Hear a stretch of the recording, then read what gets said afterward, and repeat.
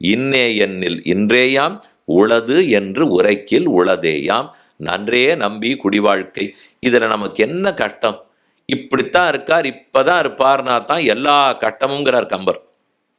ஆனா நாம நினைச்சுட்டு இருக்கிறது அது பாருங்க சுவாமி, மற்ற சம்பிரதாயத்தவர்கள் உலகளாவிய மதங்கள் 2 பெரிய மதம் இருக்கு, அவள்லாம் ஒரே புஸ்தகம் வச்சுட்டு இருக்கா, ஒரே கடவுள்னு சொல்றா, ஒரே மாதிரி தான் இருக்கணுங்கிறா. நம்மகிட்ட புஸ்தகமா கலாச்சாரம் முழுக்க புஸ்தகமா இருக்கு. கடவுளா மூளைக்கொத்தர் ஒவ்வொரு ஊர்ல ஒவ்வொரு பெருமாள் இலை பண்ணியிருக்கா. சரி, அது இவர் சிவனா, பெருமாளா, முருகனா, சக்தியா, யாரோ அந்த ஒரு பெருமாளுக்கே 100 கோவில் 100 அவதாரங்கள், ஒரு சிவனுக்கே 100 விதமா இருக்கார். அவர் உருவத்தோடு இருக்கார்னால் தாண்டவமாடுற சிவனா இருக்கார், வாண்டா சிவலிங்கத்துல சிவனா இருக்கார், எப்படியோ அவர் இருக்கார். இப்படி ஒவ்வொருத்தருக்கும் பிரிச்சு பிரிச்சு விட்டா தெரியுமானால் அப்பதான் புரியும் யாராருக்கு எப்பப்படி வேணுமோ அப்பப்படி இருக்கிறாரோ இல்லையோ. உங்க எல்லாரையும் பார்த்து ஒரே மாதிரி கேளுங்கன்னு எப்படி கேட்போம்? நம்மால அது இயலவே இல்லாது. அதனால இந்த சம்பிரதாயம் சனாதன தர்மத்துக்கே இருக்க பெருமை, ஒன்றுன்னு சொன்னாலும் ஒன்று, பலன்னு சொன்னாலும் பல. இப்படி பார்ப்பவன் அப்படி பார்த்துக்கொள், அப்படி பார்ப்பவன் இப்படி பார்த்துக்கொள். அது உனக்கு எப்படியோ 24,000 பார்க்கணுமா பாருங்கோ, ஒன்னா பார்க்கணுமா பாருங்கோ. ஒன்னா கேட்டு முடிச்சுட்டு இப்பேற்பட்டது 24,000 பார்க்கலாமேன்னு தோன்றதா பாருங்கோ. போன வருஷம் 24,000க்கு நேரம் இருந்தது, இந்த வருஷம் எனக்கு நேரம் இல்லையா, ஒன்னா பாருங்க. யார் எதை வேண்டான்னா ஆக மொத்தத்தில் பார்க்கறத நிறுத்திடாதீங்க. இவ்வளவுதான் அவள் ஆசைப்பட்டு சொல்றது. நாம என்ன பண்ணிடுவோம், இது இத்தனையும் கேட்டுட்டு ஆகவே என்னால் எப்படி கண்டுபிடிக்க முடியும்னு தெரியல, நான் வரவே இல்லை என்னடுவோம். இப்போ வெள்ளிக்கிழமைக்கு எல்லாரும் வந்துட்டு இல்லையோ, சுவாமி ரொம்ப நாள் ஏதோ புரியாத பேசியிருந்தார், நாளைக்கு சனிக்கிழமை வரணுமா வேண்டாமான்னு பார்ப்போம் அப்படின்ற முடிவுக்கு தான் போக வேண்டான்னு சொல்ல வரேன். நான் இந்த உபன்யாசத்தை பற்றி சொல்லலை, நான் ஏதோ மொத்தமாக சொல்லிட்டு இருக்கேன். இப்போ ஏதோ கேட்கும்போது இன்னது தானால் கொஞ்சம் கொஞ்சமாக மனசுக்குள்ளே போகும். ஊறத்தான் அது எவ்வளோ வசந்த விஷயங்கிறது பட ஆரம்பிக்கும். அப்போ ஆழ்வார் சொன்னபடிக்கும் ஏகத்தே சதி நானாத்வம், நானாத்தே சதி ஏகதா. ஒன்றுன்னு சொல்லி பலவாகவும் பார்க்கலாம், பலான்னு சொல்லி ஒன்றாகவும் பார்க்கலாம். அதில் இந்த ஸ்லோகம் ஒரு அழகான ஸ்லோகம். முதல்ல பாகவத புராணத்தில் ஒரே ஸ்லோகத்தாலே சொல்லப்பட்டது. அது என்ன சொல்லியிருக்குன்னு சொல்கிறேன். இதில் சுகாச்சாரியர் நல்ல வேளை பரீட்சித்துக்கு அர்த்தங்கள் எல்லாம் சொல்லிட்டு வர்றாரு. 7 நாள் சப்தாக விதின்னு சொல்லுவா. முதல் நாள், 2ஆம் நாள், 3ஆம் நாள்னு எல்லா அவதார சரித்திரத்தையும் சொல்லிண்டே வந்தார். அதில் 9வது ஸ்கந்தம் வந்தது, 10வது அத்தியாயம். 9வது ஸ்கந்தத்தில் 10வது அத்தியாயத்தில் ஸ்ரீராமச்சரித்திரம்னு சொல்ல ஆரம்பித்தார். இதுக்கப்புறம் 10வது ஸ்கந்தம் வந்தால் தான் ஆரம்பித்து கிருஷ்ண சரித்திரம் முழுக்க. அதில் முதல் பாதி அவருடைய சின்ன பிள்ளை சரித்திரம், 2வது பாதி வயசாகி கிரகஸ்தனான கணனுடைய சரித்திரம். அது ரொம்ப நீண்ட சரித்திரம். கிருஷ்ணாவதாரம் சொல்கிறதுக்காகத்தான் பாகவதமே வந்தது, அதனால் அதை பெருசாக வச்சுட்டார். ஆனால் ராமாயண சரித்திரம் சின்னதா. ஒருவேளை 9வது ஸ்கந்தத்தினுடைய கடைசியிலே ராமச்சரித்திரத்தை சொல்லி முடிக்கிறச்சே 24,000 ஸ்லோகத்தையும் இங்கே சொல்ல போகிறேன்னு ஒரு தடவை வியாசர் ஆசைப்பட்டு உட்காண்டிருந்தா என்ன இருக்கும்? வால்மீகி ஆசைப்பட்டார், 24,000 எழுதிட்டார். இது முன் யுகத்தில் நடந்தது. இப்போ நம்ம பார்த்துட்டு இருக்கிறதெல்லாம் துவாபர யுகத்தில். திரேதா யுகத்தில் ஸ்ரீராமச்சரித்திரம் முடிஞ்சு போச்சு. அதுக்கு தனியாக ஒரு காவியமே இருக்குது, மகாகாவியம், வெங்கிய காவியம் உள்ளது. இப்போ பாகவதத்தை சுகாச்சாரியர் உபதேசம் பண்ணிருக்கார். அதில் வரிசையா மத்ஸ்ய, கூர்ம, வராக, நரசிம்ம, வாமன, பரசுராம, ராமன்னு வருமா? அந்த ராமாவதாரம் வரச்சே மீண்டும் ஒரு முறை 24,000 சொல்லுகிறேன். அது என்ன வால்மீகி மட்டும்தான் சொல்லணுமா? நான் சொல்ல மாட்டேன்னா, நான் 25ஆவே சொல்கிறேன் அப்படின்னு சொல்லி இவர் சொல்ல ஆரம்பிச்சிருந்தால் பரீட்சித்தின் நிலை என்ன? இல்லை, இப்போ நம்ம நிலை என்ன? யார் உட்கார முடியும், யார் கேட்க முடியும்? அவனுக்கோ 7 நாள்னு முடிச்சாகணும். தனியாக 24,000ங்கிறது நவாக கதை, அது 9 நாள் கதை. 9 நாள் சொல்ல வேண்டிய கதையை 7 நாள் இருக்கிற பாகவதத்துக்குள்ள புகுத்த வேண்டும் என்றால் அதே அத்தனை 1000 ஸ்லோகம்லாம் புகுத்த முடியாது. அதை சுருக்கமாக தானே சொல்லி ஆகணும். நல்ல வேளை இவர் என்ன பண்ணிட்டார், வால்மீகி பிரம்மாவனுடைய புத்திரராகவே கொண்டாடப்படுபவர். அப்படி இருக்கிற வால்மீகி ஏற்கனவே போன யுகத்தில் விளக்கமாக எழுதி வைத்து விட்டார். அவர் அருளோட சுருக்கமாக ஒரு அத்தியாயத்தில் நான் முடிச்சு விடுறேன் இப்படின்னே அவர் முடிச்சுட்டார். நம்ம மூச்சு விட்டுடுவோம். நல்ல வேளை சுவாமி, இந்த மட்டும் ஏதோ சுருக்கமாவான்னு முடிச்சார். இல்லைன்னா என்னைக்கு ராமாயண சாத்துவரை பண்ணி எப்போ பாகவத சாத்துவரை பண்ணி இதுதான் போயிட்டே இருக்கும்னு விடுவோம். அதில் ஒரு ஸ்லோகத்தில் அவர் சொல்கிறார், இதுதான் ராமன் தாம் பண்ணின சரித்திரம். அழகான ஸ்லோகம். குருவர்த்தே தியக்தராஜ்யா வியச்சரத் அனுவனம் பத்மபத்யாம் பிரியாயாக பாணிஸ்பர்ஷ அக்ஷமாப்யாம் மிருஜித பத ருஜா யோ ஹரீந்திரானுஜாப்யாம் வைரூப்யாத் சூர்பணாக்கியாக பிரிய விரக ருஷா ஆரோபித ப்ரூவிருஜும்பः த்ரஸ்தாப்தி பத்தசேது கலதவதஹனः கோசலேந்திரோ அவதான்னஹ. கோசலேந்திரனான ராமன் நம்மை ரட்சிக்கட்டும். அவதான் நக, நம்ம எப்போதும் கோசலேந்திரன் ரட்சிக்கட்டும். சாகேதராமன் அவருக்கு ஒரு திருநாமம், கோசலேந்திரன்னு திருநாமம். கோசல தேசம் அது, அதனால தான் கோசலேங்குதுங்க. அயோத்திக்கு சாகேத் அப்படின்னு ஒரு பேர் உண்டு. சாகேதன் இருக்கிறதுனால தான் சாகேதராமன்னு பேர். அப்படிப்பட்ட கோசலேந்திரன் நம்மை ரட்சிக்கட்டும். அவர் என்ன செய்தார்? குருவர்த்தே தியக்த ராஜ்யா, பிறந்தார், வளர்ந்தார், பாடம் படித்தார், கல்யாணம் பண்ணிட்டார், ஒன்றுமே இல்லை. இது எதையுமே சொல்ல. ஒருத்தர் வாழ்க்கையில் இதுதான் ரொம்ப முக்கியம்னு நினச்சிட்டு இருக்கோம். அப்படி அவருக்கு தோணவே இல்லை. அப்பா சொல் மீறக்கூடாதுங்கிறதுக்காக ராஜ்யத்தை விட்டார். ஆரம்பமே இவ்வளவுதான். இவ்வளோ தூரம் தள்ளிவிட்டாரு சுவாமி. விட்டா பாலகாண்டம் 77 சர்க்கமே படுத்து. ஒன்றுமே அதுலேருந்து ஒன்றும் சொல்லவே இல்லை. ராஜ்யத்தை விட்டார்னாலே அயோத்தியா காண்டம்னா, பாலகாண்டத்தில் ராஜ்யத்தை விடவே இல்லையே. ராஜ்யத்தில் சௌக்கியமாக 4 பிள்ளைகளும் மாட்டு பெண்களும் இருக்கார்கள்னு முடிச்சுட்டார் வால்மீகி. இனிமே பரதனை மாமா வீட்டுக்கு கிளப்பி அனுப்பிச்சது தான் அயோத்தியா காண்டம் தொடக்கம். கச்சதா மாதுல குலம் பரதேன ததா அனகா சத்ருக்னா நித்திய சத்ருக்னா நீதா பிரீத்தி புரஸ்கிருதான்னு முதல் ஸ்லோகம் ஆரம்பம். அதுக்கப்புறம் தான் யௌவராஜ்ய பட்டாபிஷேகம் பண்ணணும்னு தசரதன் ஆரம்பித்து ஊர் மக்கள் எல்லாம் கேட்டு அவசியராமனுக்கு பட்டாபிஷேகம் பண்ணுன்னு சொல்லி அதை ஏறி பார்த்த கூனிக்கு ஒரே கோபம் வந்து அவள் போய் கைகையினிடத்தில் புகார் பண்ணி அப்புறம் 2 வரம் கேட்டுத்தானே வம்பே ஆரம்பிச்சுது. ஆனால் அதைத்தான் இப்போ முதல்ல எடுக்கிறார்.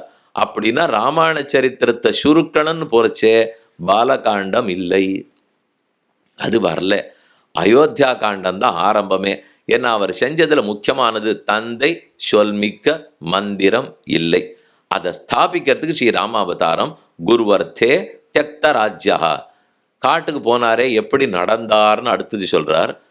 பாலகாண்டம் முழுக்க சொல்லலை, சீதா கல்யாணம் சொல்லலை. ஆனால் இப்போ சொல்ல போகிற விஷயம் இதுக்கு போய் இவ்வளோ முக்கியத்துவம் கொடுக்கணுமா சுவாமி? அது ஏதோ பாலகாண்டத்தையே விட்டுட்டீர். சரி, அப்பா சொல்லது தான் முக்கியங்கிறதுனால சொல்லிட்டீரா இருக்கும். ஆனால் அடுத்ததை பார்த்தால் இதை விட சீதா கல்யாணம் முக்கியம் இல்லை, அதை போய் சொல்லாமல் வந்துட்டீரே அப்படின்னு தோண போகிறது.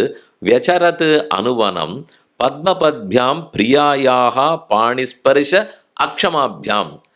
பத்மபத்மா அவதான் பிராட்டி சீதாதேவி. சீதாதேவியினுடைய திருக்கையாலே தொட்டால் ராமனுடைய திருவடி கூசி போயிடுமா, செவந்து போயிடுமா, கன்னி போயிடுமா? அவ கை எவ்வளவு மிருதுவானதா இருக்கும். அந்த திருக்கையால தொட்டா இவர் கால் கன்னி செவந்து போயிடும்னால் அப்ப திருவடி எவ்வளவு மிருதுவானதா இருக்கணும். அதைத்தான் பத்மபாதம்ங்கிறார். தாமரை போன்ற திருவடிகள். சீதாதேவி தொட்டால் கூட தாங்காத தாமரை. இப்படி தட்டின உடனே சுருங்கிற ஒரு பூ பார்த்துருக்கீங்களா? அந்த நாள்லாம் அப்படி வயக்காட்டு பக்கம் போறச்சே அப்போ எப்படி இருக்கும்? அதை தொட்டுப்பார், தொட்டா சிணுங்கின்வா. அது தொட்ட உடனே சிணுங்கிடும். அது ராமனுடைய திருவடி தான் தொட்டா சிணுங்கி.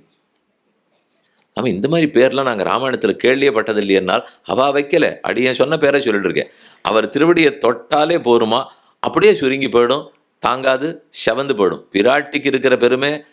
ஆறான ஆபரண சாத்தனம்னு தோழிகளெல்லாம் வந்து கையில் வளையல் போடலாம், கழுத்தில் காதில் தோடு போடலாம், கழுத்தில் அட்டிகை போடலாம், இடுப்பில் ஒட்டியானம் போடலான்னு அழுத்தமாக எந்தெந்த அங்கத்தில் எது போடலான்னு பார்ப்பாளாம். இன்னும் தங்கத்தில் இருக்கிறத திறக்கவே இல்லை, எடுக்கவே இல்லை, கழுத்து காதில் பூட்டவே இல்லை. கண்ணால் தோழிகள் பார்ப்பாளோ இல்லையோ, சீத்தையினுடைய அந்தந்த இடம் செவந்து போடுவோம். கண்ணால் தான் பார்த்துருக்கார். கண்ணால் பார்த்ததுக்கு கழுத்து செவந்து போச்சு, கண்ணால் பார்த்ததுக்கு கை செவந்து போச்சு, கண்ணால் பார்த்ததுக்கு இடுப்பு செவந்து போச்சுன்னால் சாமி எது ரொம்ப சுகுமாரியாக இருப்ப போல் இருக்கு. அவள் திருமேனி அவ்வளவு சுந்தரமானது, அவ்வளவு சுகுமாரம். அந்த திருமேனியால் ராமனுடைய திருவடியை தொட்ட உடனே அது செவந்து போயிருக்கணும்னால் சாமி நீ புரிஞ்சு தான் பேசுறீரா இல்லையான்னா அங்கே இருந்து அழகாக அவர் சொல்லிட்டு இருக்கார். நான் ஏன் சொல்ல போகிறேன்? அத்தனை தூரம் கூசி பிடிக்கும் மெல்லடின்னு போச்சோம். தொட்டால் கூட சினிங்கி போயிடும். அதை வைத்து கொண்டு கல், மண், முள்ளு, வெயில், ரத்தம் பாக்கி இல்லை, காடு முழுக்க ஒருத்தர் நடந்திருக்கணும்னால் நான் என்னன்னு சொல்லுவேன். அதனால இது ரொம்ப முக்கியமாக படுறது ரிஷிகளுக்கு. சீதா கல்யாணம் நடந்தது கூட அவளுக்கு முக்கியமாக படலை, தாடகையை முடிச்சது முக்கியமாக படலை, விஸ்வாமித்திரிடத்துல போய் பலா அதிபலா மந்திரம் வாங்கினதெல்லாம் முக்கியம் இல்லை. அதை விட இந்த திருவடியாலையா இவ்வளவு தூரம் நடந்துட்டார்னு கேட்கறச்சே ஒரு பக்தனுக்கு அதுதான் தவிக்கிறதா. அதனாலதான் இதை சொல்லிட்டார். விஸ்வாமித்திரர் குழந்தைகளை கூட்டின்னு போனாரே, 12 வயசு தான் ராமனுக்கு லக்ஷ்மணனுக்கும். அப்போ ஒரு ராஜா, நீங்க இந்த பக்சர்னு ஒரு இடம் பீகார்ல கேள்விப்பட்டிருக்கலாம், அதுதான் சித்தாசிரமம், வாமனனுடைய ஆசிரமம். அங்கதான் 6 நாட்கள் விஸ்வாமித்திரர் யாகம் பண்ணினார். அதைத்தான் ராமனு லக்ஷ்மணனும் காப்பாத்தி கொடுத்தா. அதுக்கு போகணும் இல்லையோ, அயோத்தியிலேருந்து அந்த பக்சருக்கு சித்தாசிரமத்துக்கு போகணும். போற வழியில ஒரு ஊர், இப்ப இருக்கிற பாட்னா இருக்கா, பீகாரினுடைய தலைநகரம் பாட்னா இருக்கும் இல்லையோ, அதுலேருந்து கொஞ்சம் வடக்கு நோக்கி போனால் ஒரு பெரிய தேசம். அந்த தேசத்துக்கு ராஜா. அந்த ராஜாட்ட இந்த அண்ணனும் தம்பியும் கூட்டின்னு போனார் விஸ்வாமித்தர். இது நான் சொல்லிட்டு இருக்கிறது கல்யாணத்துக்கு முன்னால் கூட்டி கொண்டு போகிறார். இனிமே தான் சீதா கல்யாணமே ஆக போறது. அந்த ராஜா இந்த 2 பிள்ளைகளையும் பார்க்கறான். பார்த்துட்டு விஸ்வாமித்திரர் பார்த்து, நீர் காட்டில் எப்போ பார்த்தாலும் பட்னி கடந்து தவிச்சிருப்பீர்னால் இந்த பிள்ளைகளையா இப்படி நீர் கொண்டு வருவீர்? அவன் காலப்பாரும், அவன் இடுப்பப்பாரும், அவன் தோளப்பாரும், இதை தூக்கி தோல்ல வச்சுன்னு தூக்கின்னு வந்திருக்கணும். இந்த பிள்ளைகளை போய் நீ நடத்தி கூட்டின்னு வந்தீரேன்னு அவன் அரசன் கேட்குறான். அரசனே ரொம்ப சுகுமாரனா இருப்பான், அவனே பல்லக்கில் உட்காந்து போறவன், அவன் இந்த பிள்ளைகளை பார்த்துட்டு இப்படியெல்லாம் நீர் கூட்டின்னு வந்திருக்க கூடாதுன்னு சொல்லியிருக்கணும்னால் அத்தனை சுகுமாரர்கள்னு அர்த்தம். அந்த திருவடிபட ராமபிரான் நடந்தது யாருக்கும் தாங்கலை. அதனாலதான் ரிஷி சொல்லிட்டார், அனுவனம் வியச்சரதனுவனம் பத்மபப்யாம் பிரியாயாக பாணிஸ்பர்ஷ அக்ஷமாபியாம். இப்படி சீதை பின்தொடர நடந்தார். அது மட்டும் இல்லை, லக்ஷ்மணன் கூட தொடர்ந்தார். சுக்ரீவாதிகளோட தோழமை கொண்டார். ஹனுமானிடத்தில் தோழமை கொண்டார். மிருஜித பதருஜோ யோ ஹரீந்திரானுஜாபியாம் அனுஜன் தம்பி. ஹரி குரங்கு, இந்திரஹரி இந்திரனுக்கு பிறந்திருக்கிற சுக்கிரீவன்கிற குரங்கு. அப்ப ஹனுமார்ங்கிற குரங்கு, இந்திரனுக்கு பிறந்த சுக்ரீவன், அடுத்தது தன் தம்பி, இவ இத்தனை பேரும் வழி நடத்தி கூட்டின்னு போறாளாம். அதனால அவர்கள் சொல்ல போனார், வைஷ்யரூபா சூர்பணாக்கியாக, சூர்பணக்கையை சந்தித்தார், காது மூக்கை அறுத்து விட்டார். வைஷ்யரூப்யா சூர்பணாக்கியாக பிரிய விரக ருஷா. அதனால ராவணன் சீதையை தூக்கின்னு போட்டானோ இல்லையோ, பிரியமான சீதையை பிரிந்தபடியாலே ஒரே கோபம். பிரிய விரக ருஷா, ருஷான கோபம். அந்த கோபத்தாலே புரூபங்கம், புருகுடிங்கிற தன்னுடைய புருவத்தை நெரிச்சாராம். அந்த நெரிப்பை பார்த்து சமுத்திரராஜன் பயந்துட்டான்கிறார். எதோட எதை ஹனுமார் தாவர மாதிரி போறார் பாருங்க. சொன்னது ஒரு சரித்திரம். சீதையை பிரிஞ்சத்தினால கோபமா, அந்த கோபத்தினால புருவத்தை வசத்தினாராம். வசத்தினத்துக்கு சமுத்திரராஜன் பயந்து போட்டானா. அவன் பயந்து கண்ணீர் விட்டது கல்லு கல்லா போய் சேத்து கட்டியாச்சான். அந்த சேத்துல காலை வச்சாராம். அதை அமிழ்ந்ததான்னு தெரியறதுக்குள்ள ராவணன் போயிட்டான் விட்டார். இந்த வேகத்துல ஒரே ஸ்லோகத்துல சரித்திரம் முடிஞ்சு. இவ்வளவெல்லாம் அங்க நடக்கலையே சுவாமி, மெதுவா போச்சேன்னால் அதுக்கு நீங்க ராமாயணத்துக்கு வரணும். அதுக்கு இந்த ஸ்லோகத்துக்கு வரக்கூடாது. இந்த ஸ்லோகத்துக்கு வேணும்னா இந்த வேகத்துல தான் சொல்லுவார். இப்ப ஹனுமாரே, நம்ம எப்படியும் சீதையை போய் மெதுவா போய் பார்த்து பேசிட்டு வரணும் அப்படிங்கிறதுக்காக நம்ம வேணா சாதாரணமா ஒரு வண்டி எடுத்துட்டு மெதுவா தோணியில இப்படி துடுப்பு போட்டுண்டு கடலை தாண்டி போய் சீதையை பார்த்துட்டு வந்திருக்கலாமான்னால் எல்லாமே முடிஞ்சே போயிருக்கும். கொன்னே விட்டுருப்பான் ராம். அப்படிலாம் செய்ய முடியுமா? அந்த வேகத்துல தாவணும்னா தாவித்தான் ஆகணும். அது சிலது நடுவில் விட்டுத்தான் போகும். அப்படித்தான் இந்த ஏக்க ஸ்லோகிங்கிறது. ஒரு ஸ்லோகத்துல ஒரு சில சரித்திரங்கள் வரும், ஆனா ஆழமான அர்த்தம் அந்த சரித்திரத்திலே இருக்கும். இப்ப இதுல சொன்னது என்ன? தந்தை சொல் மிக்க மந்திரமில்லைன்னு காட்டினார் முதல். ரெண்டாவது, அத்தனை சுந்தரன் சுகுமாரமாக இருந்தாலும் மக்களை ரட்சிப்பதற்காக காடுமேடுகள் அனைத்திலும் நடந்தார். இதை ரெண்டாவது சுருட்டார். அதுக்கப்புறம் மூணாவது, வழி நடத்துவதற்காக தம்பியான லக்ஷ்மணன், சுக்ரீவன் அனைவரோடும் தோழமை கொண்டார். குகப்பெருமானுடைய தோழன், சுக்ரீவனுடைய தோழன், விபீஷணனுடைய தோழன், யாரையும் விட்டே கொடுத்துட மாட்டார். எல்லாரையும் கூட அழைத்து கொண்டு போனாருங்கிற சௌசீல்யம், அதை சொல்றது மூணாவது விஷயம். அடுத்தது, யாரேனும் எதிர்த்து வந்தால், அதுவும் சீதை நடத்தல் அபச்சாரப்பட வந்தால் விட்டே விடமாட்டார். காது மூக்கை அறுத்து விடுவார். தப்பு பண்ணாதே, இந்த தப்பு பண்ணாதேங்கிறத அங்க புரிஞ்சுக்கணும். சூர்பனகை யாரிடத்தில் அபச்சாரப்பட்டாள்? ராவணன் யாரிடத்தில் அபச்சாரப்பட்டான்? சூர்பனக்கு அபச்சாரப்பட்டது சீதை நடத்தல் அபச்சாரம். என்னவெனில், இவள் இருக்கிறதுனால தானே ராமன் கல்யாணம் பண்ணிக்க மாட்டேங்கிறார்னு சொல்லிட்டு தானே அவ பேர்ல தாவினான். அப்ப சூர்பனக்கு சீதை நடத்தல் அபச்சாரம். அதே சீதை நடத்துல தான் ராவணனுக்கு அபச்சாரம். ஆனா இப்படி வச்சுக்கலாம், ராமன் ஆசைப்பட்டது சூர்பனகை, சீதை ஆசைப்பட்டது ராவணன். இப்படி எந்தளவுக்கு மாறி தொல்லியோ. 2 பேருக்கு என்னென்ன போச்சு? சீதைக்கு சீதையனிடத்தில் ஆசை கொண்ட ராவணனுக்கு தலையே படுது. ராமனிடத்தில் ஆசைப்பட்ட சூர்பனகைக்கு காது மூக்களவுக்கு போச்சு. அங்கத்தில் ஆசைப்பட்டா அங்கம் போயிடும், அங்கியினிடத்தில் ஆசைப்பட்டா அங்கேயே போயிடும். எதெதில் ஆசைப்படுகிறோமோ அதுக்கு தகுந்த மாதிரி நம்ம இழந்து படுவோமா? 2 பேருமே தங்கையை மூக்கும் தமையனை தலையும் தடிந்தவன் தாசரதி போய் எங்கன் தன்புகழாவிருந்தரசாண்ட எம் புருடோத்தமன் இருக்கை என்று திருமங்கையாழ்வார் சாலக்கிராம் முக்திநாத்துக்கு பாடின பாட்டு. 10 போஷரங்கள் முதல் 10லேயே பெரிய திருமொழியில் பாடியிருக்கார். எல்லாருக்கும் ஒரு ஆசை இருக்கும், ஒரு தடவை அங்கே போய் தங்கி சேவிச்சுட்டு வரணும். சேவிச்சுட்டு கூட வந்துடுவோம். இந்த தங்கினா தான் கஷ்டம். கொண்டு போய் விடுவா, சேவை பண்ணி வைப்பா, 2 மணி நாள் ஆச்சு, திரும்பி வந்துட்டோன்னா வந்துடலாம். ஆனால் அந்த இடத்துக்காக 10 போஷரங்கள் ஒருத்தரால் சுலபத்தில் போக முடியாது. சாலக்கிராமம் அடைநெஞ்சே அடநெஞ்சேன்னு தான் திருமங்கையாழ்வார் பாட்டு. பாக்கி எங்கேயும் நெஞ்சே அடைன்னு சொல்ல மாட்டார். இங்கே சாலக்கிராமத்தை நெஞ்சே அடையினால் நம்ம மாட்ட இருக்கிறவா நெஞ்சத்தால் தான் சேவிக்கணும், போய் சேவிக்க முடியாதுன்னு அர்த்தம். அந்த நாள் இந்த நாளில் எல்லா வசதியும் வந்துடுது. அந்த நாளில் அதுக்கு போயிட்டு வரணும்னா 45 நாள் ஆகும். வந்தால் உண்டு, போகலாம், வரணுமே. அங்கேருந்து அவ்வளோ தூரம் போய் அந்த குளிரில் தங்கி பண்ணி சாப்பிட்டு தீர்த்தமாடி வரணுமானால் அதுக்குள்ளே என்ன வியாதி வருமோ என்ன ஜுரம் வருமோ தெரியாது. அதுக்கு இந்த 10 போஷரங்கள் அங்கே சமர்ப்பிச்சிருக்கார். அப்போ ராமபிரான் இத்தனை பேரையும் கூட்டி கொண்டு தான் போயிருக்கிறார். ஆனாலும் அதை பற்றி இல்லாமல் மேல ஸ்லோகத்திலே ருஷா வைரூப்பியாத்து சூர்பணாக்கியாக தங்கையை மூக்கும் தமையனை தலையும் தடிந்த வெந்தாசரதி போய் எங்கும் தன்புகழாவிருந்த 4ஆம் 10 7ஆம் திருமொழியில் பெரியாழ்வார் ரொம்ப ஆச்சரியமான ஒரு 10 போஷரங்களாலே கண்டமென்னும் கடிநகர்னு பாடுகிறார். கலையங்கரியும் பரிமாவும் திரியும் கானம் கடந்து போய் சிலையங்கணையின் துணையாக சென்னான் வெண்ணி செருக்கிழத்து மலகொண்டல நீர் அணகட்டி மதில் நீரரங்க வாழறக்கர் தலைவன் தலவத்தருத்துகந்தான் சாளக்கிராமம் வடநெஞ்சே. இது திருமங்கையாழ்வார் பாடினது சாலக்கிராமத்துக்கு. அதே இந்த பாட்டில் பெரியாழ்வார் சொல்றார், தங்கையை மூக்கும் தமையனை தலையும். தமையன் தான் ராவணன், தலைப்படுத்து. தங்க தான் சூர்பனகை, மூக்கு படுத்து.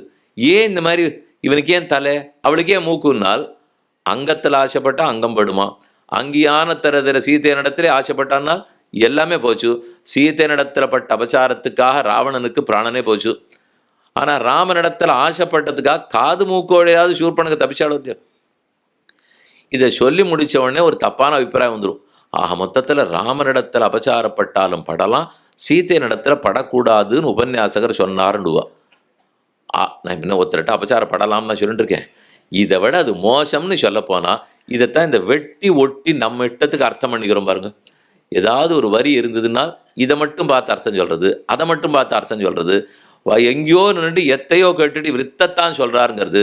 இதெல்லாம் இந்த சமூக வலைத்தளத்தினுடைய கைங்கரியங்கள். அதனுடைய சில விஷயம்லாம் ரொம்ப நன்கொடை நிறையா கொடுத்துட்டு போடுவா.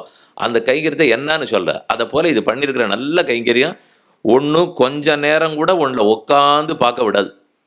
5 நிமிஷம் ஆச்சா வேற தலைப்பு இருக்குமா? நீர் தான் இத்தனை நாளையே இந்த தலைப்பை பற்றி சொல்லிட்டீரே, கொஞ்சம் நாளைய தலைப்பை அடுத்த 15 நிமிஷம் சொல்லிட்டு நாளைக்கு தலைப்பை அடுத்த 15 நிமிஷம், இன்றைக்கே எல்லாத்தையும் கேட்டு போடுவேன்வா. என்னமோ நாளைக்கு தலை போகிற வேலை நமக்கு இருக்கிற மாதிரியும், ராமாயணத்தை தெரிஞ்சுக்கிறத விட இவனுக்கு ஏதோ வேற முக்கியமான வேலை இருக்கிற மாதிரியும் அத்தனை அவசரத்தை சின்ன குழந்தையிலேருந்து தட்டுறான். வெறுமே இல்லை, 2 வயசு குழந்தைக்கு கையில் கொடுத்தீங்கன்னா அதிவேகமாக தட்டினா புத்தி நிலைப்பாடே வராது. இதே போல் தள்ளி தள்ளியே பார்த்துன்னு போயிருக்கோம்னால் அந்த நாளில் எல்லாத்தையும் மனப்பாடமாக்கி மொத்தத்தையும் மனசில் வச்சிருந்தது. இப்போ அதுவே இல்லை. கைபேசி வந்ததுலேருந்தே யாருடைய தொலைபேசி எண்ணி நமக்கு ஞாபகம் இல்லை. யாருக்கு இப்போ ஞாபகம் இருக்குது தெரியாது. ஆனால் அன்றைக்கி எல்லாத்தையும் மனப்பாடமாக தான் வச்சுருந்தோம். ஒருத்தர் என்னான்னு கேட்டோன்னு இதுதான் அவளுடைய இன்றைக்கே பண்ணுங்கன்னுவோம். இன்றைக்கி அதெல்லாம் சொல்லவே முடியாதவா. பேர் இதில் வந்தால் உண்டு, என்னதே தெரியாதுன்னுவா. அவன் கையில் தன்னுடையதை வச்சுன்னு இருக்கானே, என்னதே இதோ பார்த்து சொல்கிறேன் இருங்கோ, தட்டினா உங்களுக்கு வரும், அதை பாருங்கோங்கிறோம்னால் புத்தியை மெதுவாக குறைச்சிக்கிறோன்னு அர்த்தம். ஊரை போட்டு துருப்பிடிக்க போகிறதுன்னு அர்த்தம். இந்த தப்பை பண்ணிடவே வேண்டாம், பண்ண வேண்டான்னா. ஆனால் அதுக்கு சுத்தாரம் அப்படி நன்னா இல்லவே இல்லை. எங்கே போனாலும் இதை கொண்டு தான் உலகமே ஆயிடுது. வியாக்கரணம் வரவே வராது. தமிழாக இருக்கட்டும், சம்ஸ்கிருதமாக இருக்கட்டும், ஆங்கிலமாக இருக்கட்டும், இதை வச்சுன்னு தட்டுறதுனாலே ஒன்றும் சுருக்கமாக எழுத ஆரம்பித்தோம். அதனால் வியாக்கரணம் தெரியல. 2வது இப்போ உனக்கு தெரியவே வேண்டாம், நான் சொல்கிறேன்னு கொடுத்தது. உனக்கு தமிழ் பேசும்னா சொல்லு, சம்ஸ்கிருத வித்வான்கள் அந்த நாளில் ரொம்ப அரிதானவாளாக இருந்தா. கஷ்டம், சுலபத்தில் பார்க்க முடியாது. ஆனால் இன்னைக்கு யார் யாரோ சம்ஸ்கிருதத்தில் செய்தி அனுப்புறா. இவர் சம்ஸ்கிருதமே படித்தது கிடையாது. நம்ம இத்தனை வருஷமாக இவர் தெரிஞ்சு வச்சுருக்கோம், அவருக்கு தெரியாதேனால் அவர் தனக்கு தெரிஞ்ச ஆங்கிலத்திலையும் தமிழ்லையும் தட்டுறார். தட்டின உடனே அது சம்ஸ்கிருதத்தில் மாற்றி கொடுக்கறது, தம் பேரில் அனுப்பிச்சுடுறார். அனுப்பிச்சுடுறாருன்னா நம்ம அதை பார்த்து திகைச்சு போய் இதை நமக்கு பயன்படுத்த தெரியாதனாலே நம்ம இன்னும் அதே தப்போடு எழுதிட்டு இருக்கோம். அவர் தப்பே இல்லாமல் ரொம்ப ஆச்சரியமாக எழுதுறார், நன்னா இருக்கும். இதெல்லாம் மேம்போக்கா பார்க்கறதுக்கு நன்னா இருக்கலாமே தவிர, மெதுவாக நம்ம புத்தி பாதிக்கப்படும் போது தான் எங்கே கோட்டை விட்டுட்டோம்னு தெரிய வரும். இப்போ புரிஞ்சுக்கிறா. சில நாடுகள்லாம் 15 வயசு வரைக்கும் இதை பயன்பாடே கூடாது அப்படின்னு சட்டம் கொண்டுறாங்கிறா. நம்ம நாட்டிலையும் வரும். என்ன ஒன்று, 140 கோடி பேர் பண்ண வைக்கணுமே.